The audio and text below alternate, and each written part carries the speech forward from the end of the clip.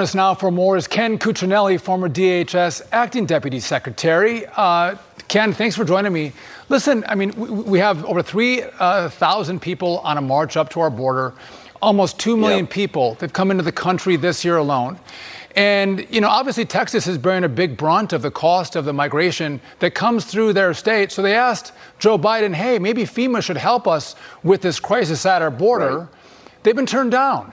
So does it make sense that actually Texas should bear the cost and not Joe Biden for the failed policies of immigration? Well, certainly it isn't fair that that is happening, but you know, that was a decision. It's particularly unfair in light of the fact that the Biden administration is effectively causing this. You heard from your interview with your reporter that they feel like they're being called up by Joe Biden. Come on up, we want you to come here, and so forth. And that is obviously a major force behind the difference from a year ago, where we had cut these numbers way down, to now where they're essentially attracting record numbers of illegal immigrants to invade this country. And Texas is bearing the brunt of it because, for the simple reason that it's the easiest one to get to. And if you're not barred from entry, why not go the easiest path? And that's what they're doing. It's what the cartels are arranging. And let's not forget, they play a big role in the paths that people take up into the United States.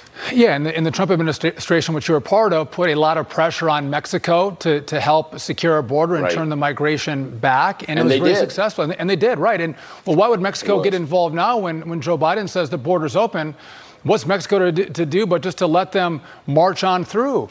But, I mean, I think it's interesting, you know, as you look at people that come into Texas or Arizona, the Biden administration uses our tax money to fly them around the country at our expense. And so almost every state, every community has become a border state or a border community. So, I mean, do you have any advice? What can Americans do to protect the homeland in their states and in their communities to push back on this radical vision of open borders from Biden and Democrats?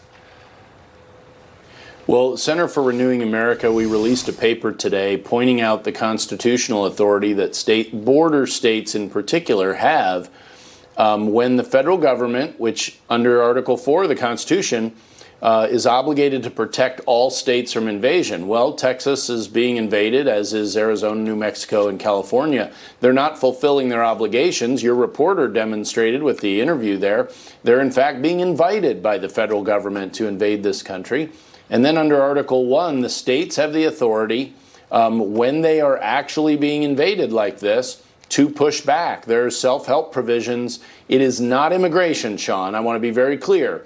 But it is a constitutional authority for governors as their commanders-in-chief to stop these people at the border and either push them back into Mexico or stop them from coming in the first place in between legal ports of entry.